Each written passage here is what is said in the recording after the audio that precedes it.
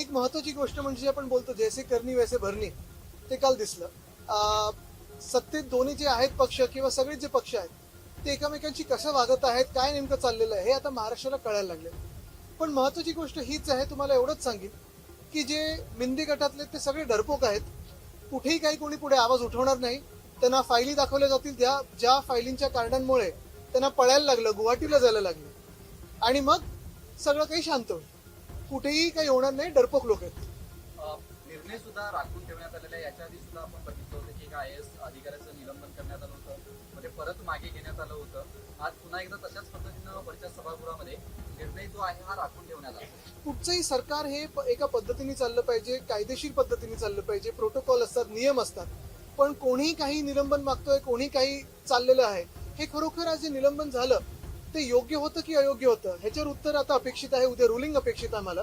आणि जे मुख्यमंत्र्यांनी सांगितलं की सखोल चौकशी, ती चौकशी पण त्याच्यातून काय काय येईल, मग त्याच्यात खरात प्रकरण आहे, साताराचं आहे, या सगळ्या फायली ज्या येत आहेत ते नेमकं कुठून येत आहेत, कोणामुळे येत आहेत आणि कशामुळे येत आहेत हे देखील जनतेला कळणं गरजेचं आहे. तुम्ही सातत्यानं लोकशाहीची हत्या होते असं विरोधक म्हणत होते, मात्र आज एकनाथ शिंदे यांच्या मंत्री शंभूराजे देसाई असं म्हणतात की लोकशाहीची हत्या झाली साताऱ्यामध्ये. हे सगळं हास्यास्पद आहे. ज्यांनी हा सगळा प्रकार सुरू केला तेच आज हे बोंबलत आहेत.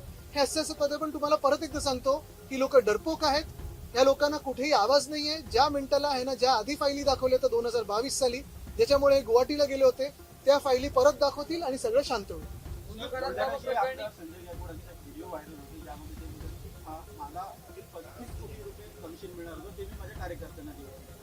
आता हे सगळे विषय मला वाटतं मुख्यमंत्री महोदयांच्या निदर्शनात आलेलेच आहेत. आणि कुठे ना कुठेतरी जे आता विचार करते की $1 ट्रिलियन इकॉनॉमी आपल्याला करायची आहे, महाराष्ट्राला पुढे न्यायचं आहे, महाराष्ट्राला सिंगापूरचे पण पुढे न्यायचं आहे, हे असे सगळे लोक कारभारात घेऊन चालणार आहे का, हे मुख्यमंत्र्यांनी विचार केला पाहिजे. दोन्ही बाजूला म्हणजे बंधू बाबा तर आहेतच, पण बंधू भक्त जे आहेत आणि बंधू सरकारमधले जे बंधू मंत्री आहेत त्यांना देखील त्यांच्यावर कारवाई होणं गरजेची आहे, त्यांच्यावर कारवाई होणं अपेक्षित आहे. मग उपमुख्यमंत्री असतील किंवा कुठचेही मंत्री असतील, ज्यांचे फोटो त्याच्यात आलेले आहेत. मग कोणी सांगतं ट्रायडंट हॉटेलमध्ये जे बंधू बाबा बोलवले होते एकनाथ शिंदेने त्यावेळी, त्याच्यात एक असतील. कोणी सांगतं गुवाहाटीला जाण्याचंच कारण हे होतं. या सगळ्या जो प्रकार आहे, एवढा गलिच्छ प्रकार आहे, एवढा घाणेरडा प्रकार आहे.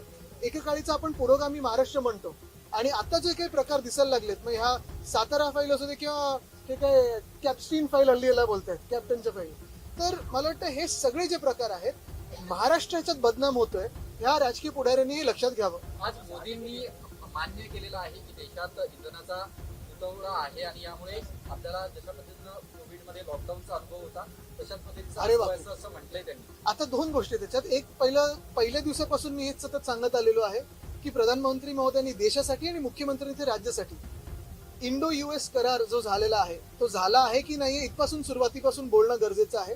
आणि त्याचा आपल्या कृषी क्षेत्रावर असेल, उद्योग क्षेत्रावर असेल, सेवा क्षेत्रावर असेल, काय परिणाम होणार आहे ह्याच्यावर बोलणं तर गरजेचं होतच. पण त्याच सोबत आत्ताच्या काळात जो काही इराण, इस्रायल आणि USA हे युद्ध चालू आहे, त्याच्यातून एकंदरच जागतिक आर्थिक व्यवस्था जी आहे त्याच्यावर जो परिणाम किंवा दुष्परिणाम होणार आहे त्याच्यावर बोलणं गरजेचं होतं.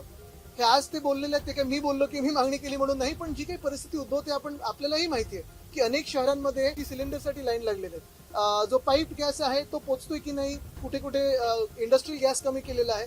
हे सगळं होत असताना जेव्हा प्रधानमंत्री म्हणतात की कोविड सारखी तयारी दाखवायला लागेल, ह्याचा काय अर्थ नेमका आम्ही काढायचा तो देखील त्यांनी सांगायला पाहिजे. कोविड सारखी तयारी म्हणजे जे उत्तर प्रदेशमध्ये चित्र दिसत होतं ते अपेक्षित करायचं का?